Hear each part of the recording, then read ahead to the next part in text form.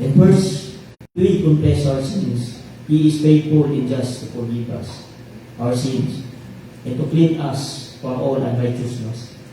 Mga igsoon, dupo na ito atong mga ulo. Mag-ampo ta sa atong amahan.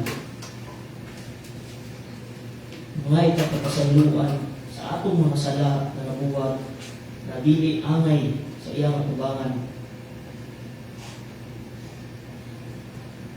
Ngayon, mag-limpyo ang atong kasing-kasing pure pag madawat niya ang atong pagsigba karon. Mga igsoon, mag-ampo ta.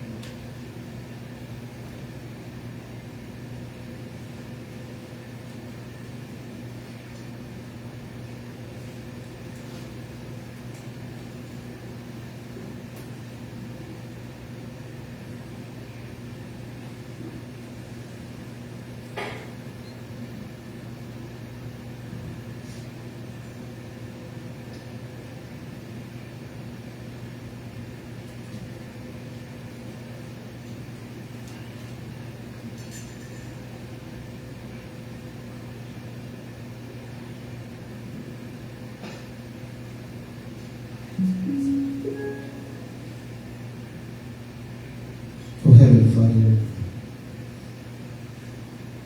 salamat kayo Ginoo sa pagpahinumdum mo Diyos ng pag-ibig. Kinilimpyo mga kasangkasang bukid ng kasangkasang mo Diyos na di good na mo ma-earn siyempre sa mo palinda mo buhat at maayo Lord.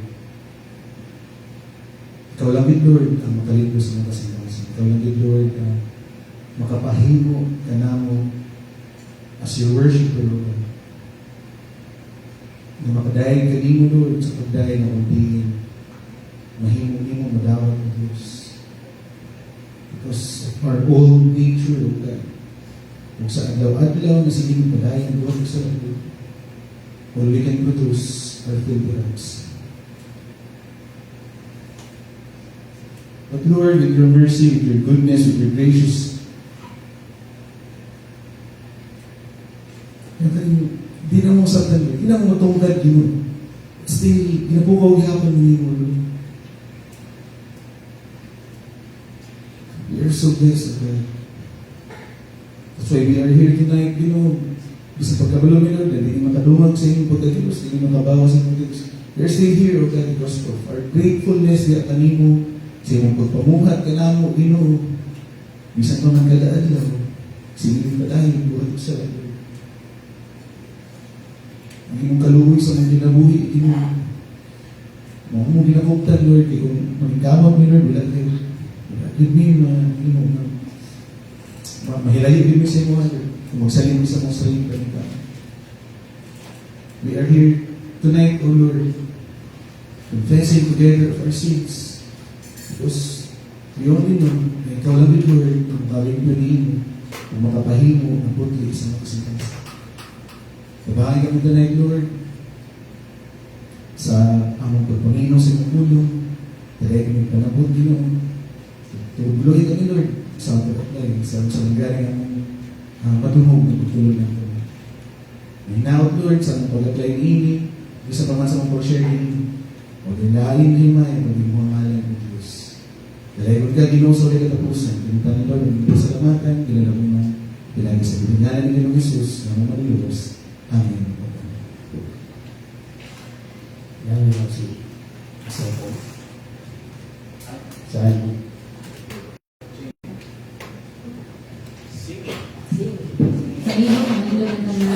And let's come and worship the Lord. We're singing this wonderful song, My Savior's Love.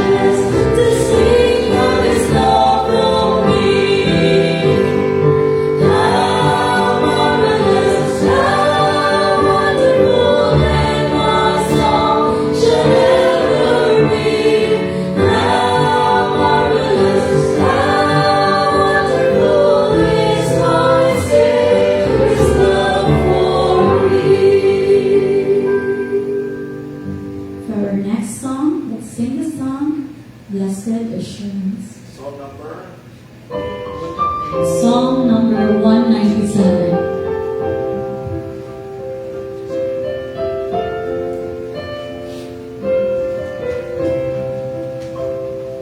Blessed assurance, Jesus is mine.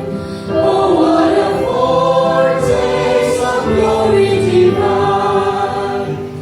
Heir of salvation, purchase of God, born of His Spirit, washed in His blood. This is my story, this is my song.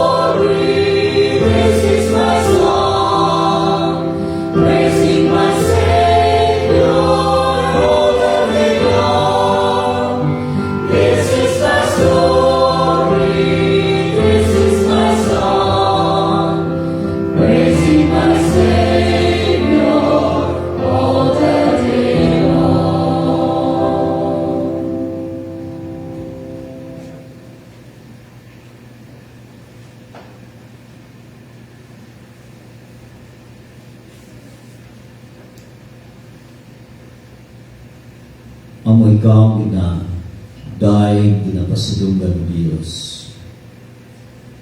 Diya sa among mga pag-awit, among paabot kanimo Diyos, ginapatugbaw, ang amo Diyos na pag-appreciate sa imong pagkamaayo. Ang amo Diyos na pasidungog diha kanimo tungod kay takos kang daygon pasidungog. Salamat o Diyos sa imong gihatag kanamo Ginoo nga kasiguruhan. Pasabot lamang o Diyos na ikaw nga Diyos, Diyos gayud nga kasagikan. Diyos nga firm na Diyos. Salamat ni anak sa imong paghatag kanamo. Amo sab na pamaladungan karon ang imong mga pulong. We pray for wisdom. We pray for anointing. Na imong i-grant, i-anoint ang imong alagad, ang imong mouthpiece karon ng imong mga pulong o Diyos. Mahimong ma-deliver kini sa simpleng paagi. Naroon sa kini mahimong masabtan sa matag sa kanamo. Uban sa imong pagpahinugdog kanamo niini pinaagi sa balaan ng Espiritu. Panaligdi kaming tanan sa among gathering karon din nga dapit sa among prayer meeting. Ug among itugyan ang tanan diha kanimo pinaagi sa ngalan ni Ginoong Hesus. Amen. Kapahin ko ang tanan. Ayong gabi sa tanan. Nini nga kagabihon padayon kita sa pamalandong sa pulong sa Diyos, sumala sa ato nang nasugdan o makaplagan nato ni ang atong foundation sa pagpamalandong sa pulong sa Ginoo.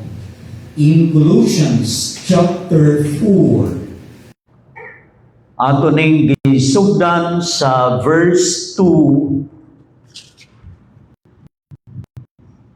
hangtod sa verse 5 o karon dinhi na kita sa verse 6. Pero basahon ko lang ang verse 2, 3, 4, and 5. Colossians chapter 4. Ingon din sa verse 2. Continue in prayer and watch in the same with thanksgiving. With all praying also for us, that God would open unto us a door of utterance to speak the mystery of Christ, for which I am also in bands, that I may make it manifest as I ought to speak. Verse 5, walk in wisdom toward them that are without, redeeming the time. Verse 6, let your speech be always with grace, seasoned with salt, that ye may know how ye ought to answer every man. Ang Diyos magpadayon paunta sa pagpanalangin sa iyang mga pulong, samtang ato ning pamalandungan padayunon sa pagpamalandong uban sa title sa atong mensahe nga ginapadayon, living with an unforgettable impact. Living with an unforgettable impact. Naisgutan na nato ang unang nga bahin ni the first point was impactful living requires passion for prayer. Then, under ana nga point, atong isgutan, maintain a consistent prayer. Maintain a clear focus. And maintain a mission-minded prayer. Nga na dito sa verses 3 and 4. And then the last time nga nagdala ko ni inig is guta nato ang point number 2 regarding sa impactful living requires wise principle. Nga atong isgutan dito sa verse 5. Then doon ay mga point nga gipaabot na ko, mao nga guard our testimony, gi-encourage ta to guard our testimony. No? Pinaagi sa paglakaw sa kaalam uban sa Dios, being mindful of our behavior. Nasama sa idea how we live our life in public is the loudest sermon we will ever preach. So parihara daw samara nga nagawalita sa kusog kaayo nga pagwali kanang atong pagkinabuhi. And then being watchful or careful in handling different situations, no? Sa situation man nga nata sa problema o crisis nga ginatubang, sa money matters, sa conflict, ang atong palibot naga-observe, nagapaniid pod, ginaunsa nato pag-handle. And then, last nga atong naisgutan nga point under niyato is ang pag-grasp every opportunity or pagkupot sa mga opportunity. No? Kung sa laing sulat pa ni Apostle Paul, ang iyahang gisulti mao nga in season and out of season. Ingon dito ang iyang gi-challenge mao nga i-preach ang word sa Ginoo in season and out of season. Well, nini nga kagabiyon ato sa bisgutan in verse 6. The last point nga ato pag-isgutan dinhi is ang impactful living dinhi sa verse 6 requires a graceful murag sila yung pagkasulti murabag ka ng pinahinhin kung sasayaw pa graceful kaayo tanawon with a graceful or requires a graceful presentation of the word. So may buot pasabot ani. Nagapasabot ba ni ng compromise nga di na lang isulti ang tinuod kay basta lang mabulak-bulakan, masulti sa nindot kaayo nga pagkasulti, mao ba niya ang point dinhi? Hinaot nga ato ni masundan ang buot kong ipaabot sumala sa gisulti dinhi sa versikulo 6. Again, ingon niya, let your speech be always with grace, seasoned with salt. Nagkatesting na ba mong istorya nga inasinan nga istorya? O basig niya, binitsinan pa. Ang uban siguro, magic sarap pa. No? O unsa pa nga mga seasoning nga mga ginasagol. Pero naay gigamit din nga pulong sumala sa atong translation ng anhi.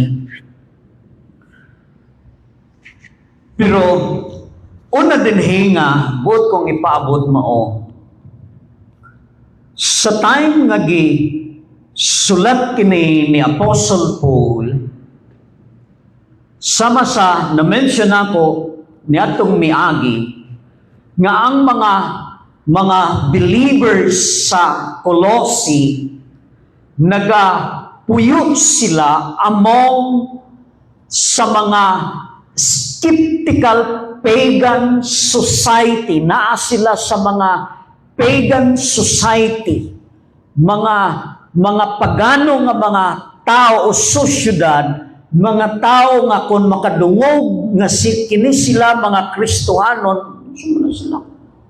So may kalainan pa na sa ato. Mga tao nga maduha-duhaon unsay ginatuohan niining mga magtotoo, mga Kristohanon. Na sila sa sitwasyon nga diin kining ilang palibot nagunahuna po nga mga godly. Muna nga si Apostle Paul naga-encourage, naga-urge, nagatudlo, nagaawhag kanila sa to balance a lifestyle, to balance nga maging balansi ang ilang pagkinabuhi usab with thoughtful public interaction diya sa ilang pakigsulti sa mga tao diha sa gawas. Usahay dali ra kaayo makasakay no, sa mga istorya. Kumbaga kung sa sinultian pa ngadto sa Surigao, kung mga tampalasan o bakba ang mga tao sa gawas usahay dali ra pod makasakay, musabay sa tinampalas. Kasabot man ang tinampalas. Maayo. Usahay dali ra pod makasakay sa tinampalas pod nga istorya. So mo nang gina-remind, tudlo ni Apostle Paul ngadto kanila kini nga bahin usab sa balaan nga kasulatan. Impactful living requires a graceful presentation of the words sa atong mga gisulti o sa atong pagpamulong, pagsulti. Una niini, sa mga nagasunod, speak with kind flavor. Na di ay flavoring ning pulong. Hinaot nga, wala tamo gitagaag bag-ong pagtulunan ha. But dinay base sa gisulti dinhi sa verse 6 dunay gitudlo dinhi usab sa ato kung unsaon nato sa paggamit usab o sa pagsulti kana bang before ta mo buhi mo sulti, mo buhi og istorya mo sulti, before mo gamit sa maong pulong, hunaon gyud sa makadaghan. Tama ba ni nga pulong? Sayon ra na isulti no. Bisan ako nga nagtuon ini. Sayon ra na isulti pero dunay panahon makalimot. Dito na makadungdong na nasobraan na nakadalik-dalik og sulti. But mo ni ang encouragement sa ato karon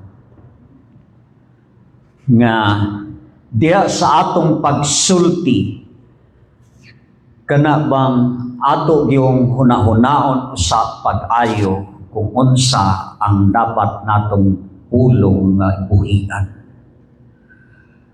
Nga ingon din sa first praise sa verse 6, let your speech be always with grace. Nga ang inyong pulong pagsulti nga sa kanunay kanang naa o inubanan sa maayong pagkasulti. Doon ay translation din sa Poimen Bible, nga Cebuano Poimen. Ingon niya, himua kanunay nga madanihon ang inyong pagpamulong. Muna ang gingon sa first praise sa Cebuano nga translation.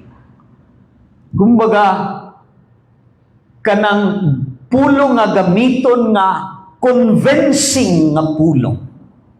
Pastor, di ba ka na mo contradict na unsay gisultis pulong sa Ginoo? Well, ang iyang giingon din is diha sa atong pagpakigsulti while nagapakig-istoryahanay ta diha sa atong mga kaistorya sa gawas. Wala ni nagpasabot nga atong i-compromise unsay gisulti sa pulong sa Ginoo, but diha sa aton ning mga pakig-istorya sa mga tao sa gawas. Sa lami kayo na dali ra kay ta makahuna-huna og mga words nga mga maka-insulto nila kay murag lami kay insultuhon, no? Lami kayo sultiag kanang pinapintok. Kasabot man ang pintok. Kumbaga murag giduk-duk yung nga pagka-istorya. So ang iyang encouragement din is nga ang pulong himuon nato sa kanunay nga madanihon. So dinay gi-encourage kita nga ma-practice kanang kindness. Remember nga ang kindness usa sa bunga nga gimension na bunga sa espiritu, di ba? Kindness, pagkamaayo. Use words nga kanang ingon nga kindness, nga words nga that heal, nga makaayo, instead nga makahatag, makapasakit, makaayo. Words that heal, words that help, nga makatabang and show love. So instead na katong mga pulong nga i-construct daan sa unang nga makapainsulto, makapasakit, noon katong mga pulong nga makaayo. And then gawas sa kanang i-exercise ang kindness diya sa giingon nga pag-speak with kind flavor, diha usab ang gentleness. So may naa ni ana, avoid harsh. Unsay harsh? Kana bang ingon nato makapalagot, dinali-dali nga mga pulong. Avoid harsh, angry, and cruel tones. Labi naghilig sa mga pinasingka. Kinsay hilig direct pinasingka. Ito sa among lugar, nang mobisita na ko dito. Na ay kauban sa simbahan na membro pag doon na dito, bisag na sa ilam. Pasok! Tubag na po, ako kung sunod-sunod. Oh, Brad! Ang makadungog, pag uli na, unsa mo dito, pastor? Dagko mo mga tingog. Ang kuwan ay kanahibaw, unsa na akong kaistorya po. Murag naandan na ba? Kaya ngilam ang kagikan po, oy. Sabi ko, ngilam ang kagikan po is bulanon, anak ng mga bulanon. Kana bitang mabulan sa May, bina sa mga bus. Ito manakal ng mga bulanon dire mo ay mo kahibos na mga dias bus daghan na uban malikas na imbis kay naghimamat sa no maadyo kay makauli na putag Bohol ani. Ang uban maghimamat sa gulan magpamalikas no. Asa this amang gapahimutang sa Ginoo sa no. Na ba mga gahi kay mga tuno unya ang wa maanad ana. Ang naandan na ami sa professor sa Bible School. Pinaana mo sultiyo, class, na ay bitin sa gawas o pagbantay Aldrin, basig mo ana sa imong tiil. Niyang bitin na sa akong likod. Pagbantay Aldrin ay bitin. Kung mo na makadungogan ng pinasingka, ambot o di ba naatakihon, siguro grabe ang iyang kahiubos. But ang point ko din is, kana bang dinhi gina-encourage kita na ining atong practical nga pagkinabuhi while naa pa kita ni ining nga kalibutan. And then, aside sa being gentleness, kanang pag-avoid og mga harsh na mga words, speech, angry, cruel tones, usa sa angay natong i-practice is kining pagka-positivity.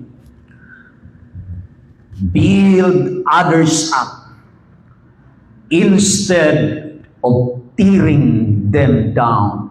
Instead na sila atong i-look down, ipababa, ang Hinoong tabangan sila i-encourage. No? Na at least madungog nila sa ato nga, ay, mali nag-encourage mo yapon bisag yung anay na niya akong kinabuhi. No?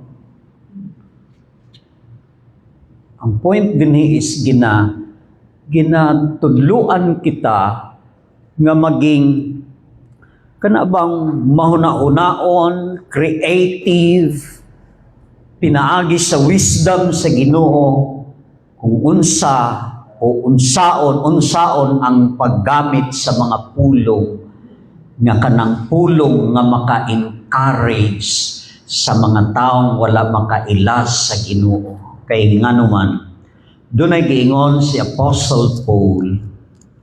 Akong i-quote kining giingon ni Apostle Paul in 2 Timothy chapter 2 verse 25. Hinoon kini gisulti niya through sa Timothy, 2 Timothy chapter 2 verse 25. Ingon niya, in meekness instructing those that oppose themselves, if God peradventure will give them unsa repentance to the acknowledging of the truth. Sa Cebuano pa ingon niya, uban sa kalungo kanang meekness, kinahanglang magbadlong siya sa nagsupak kaniya. Wala gi-compromise. Naagihapon ang pagbadlong, but ingon niya nga kinahanglan uban sa kalumo with meekness. So wala nagpasabot nga pag meek na ang meekness, dili na makabadlong. O pag mubadlong, dili na kinahanglan ng meekness or kindness. Hinoon, pwedeng mahimo na to pinaagi sa tabang sa Ginoo. Kay usa sa gikinahanglan man gyud ang pagsulti, nga ang pag-instruct, ang pagbadlong Kay ingon din ha ni Apostle Paul, kay basin nun niya, itugot sa Ginoo ngadto kaniya ang paghinulsol. Diba, gisulti man din na pati ang paghinulsol, ang repentance, nagaagad pa kung itugot, ihatag sa Ginoo. Mo nang dako kayo ng pasalamatan nato sa Ginoo nga gitagaan tag kahigayunan nga nagrepent o magrepent. Kay kung wa na gihatag sa Ginoo sa ato, nagunahuna ra gihapon ta nga okay ang Ginoo mo pasaylo man, ang Ginoo gugma man. Kay mao man ay kasagaran ginapabati. Well, tinuod man sa lain nga side. Pero sa lain nga side, kung dili itugot sa Ginoo ang paghinulsol, diwa o di kita kahinulsol. Well, balik ko din eh. So, aside sa to speak the word with flavor or with kind flavor, secondly, speak with tasteful substance. Kanang giingon din sa second phrase sa verse 6, seasoned with salt. Kung sa inato pa, asini na imong sinultihan, asini. Para mulami. No? Gitanaw na ko ang background. Sa ancient times, muna ang ilang mga sinultihan, encouragement nila, pag makigsulti sila sa ginaingon nga, in a professional manner or way sa pakigsultihay, gamito nila ng ginaingon nga asinan or season with salt nga sinultihan.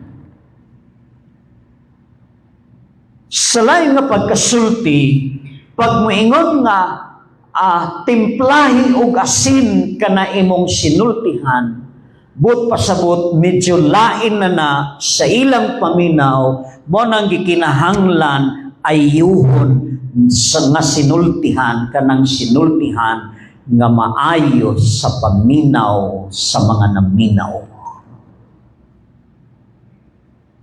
Of course, base o sumala rapod o kanang muhaog diha sa gisulti sa pulong sa Dios, no?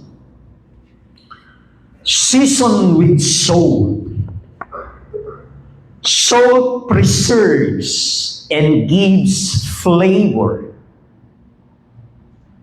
Manang in ancient conversation, ang salt often meant wisdom.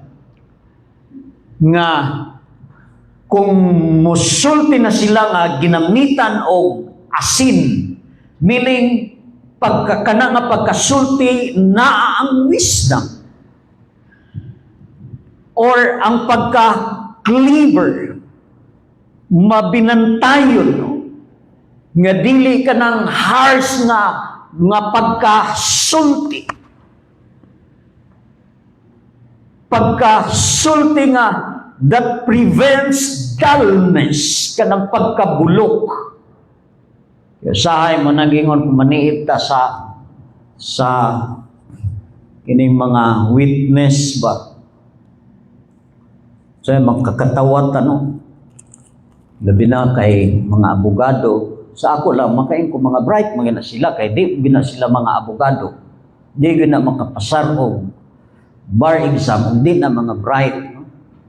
Pero nangahimong mga sana katawanan ang ilang pagka-bright karon.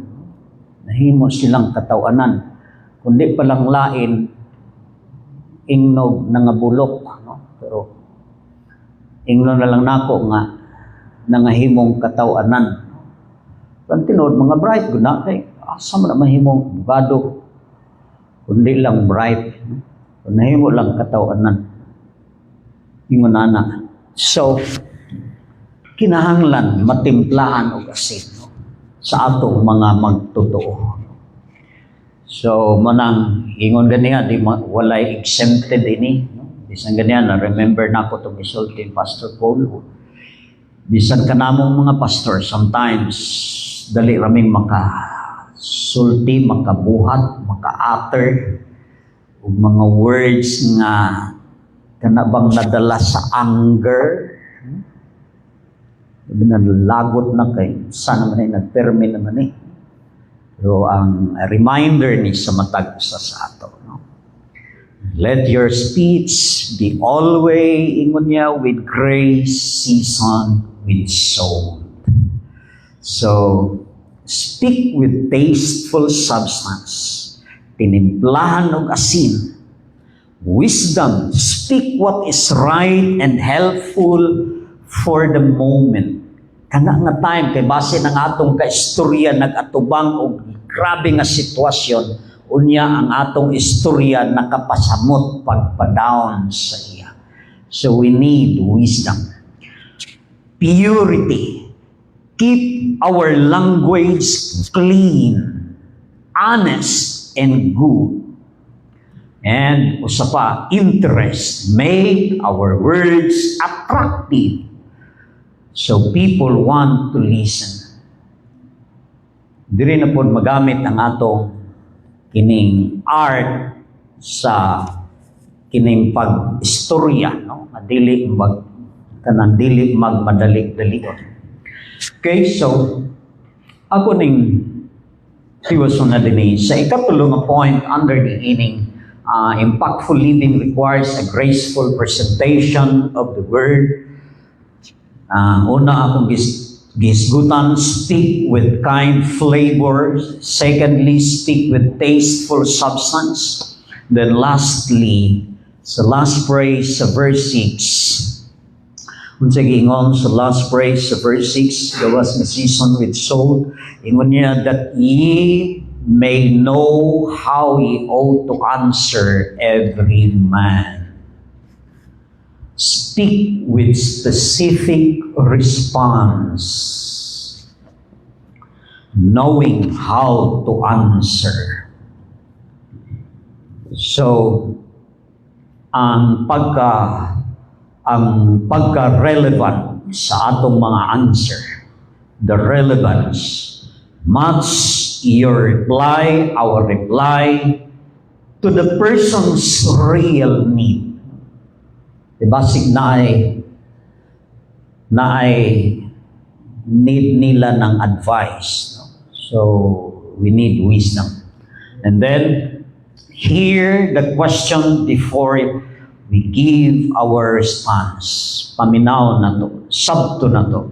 And be prepared to share our faith with anyone. Ang pagka-ready or readiness. So ang Diyos, padayon po tang panalangin sa iyang mga pulo nga ato ginaisgutan. Ini nga kagabiyon karon. Meaning, impactful living requires a graceful presentation sa atong isgutan. We need to speak with kind flavor, speak with tasteful substance, and speak with specific response. Nag-isgutan diya sa verses. Lord, among i-entrust kanimo kining among ginaisgutan. We pray sa padayon nimong pag-seal ni ini diya sa matagos sa kanamo. Tabangi kami sa pagkinabuhi o Diyos nga labi na diya sa among pagpakigsulti, pag-istoryahanay gamit sa among mga words. Continue to grant us wisdom nga among mahimo ang tamang paagi sa pagsulti, na mahimong masabtan sa among mga kaistorya, ilang makita, malasahan ang kalami sa sulti o sa mensay o sa pulong nga among gisulti.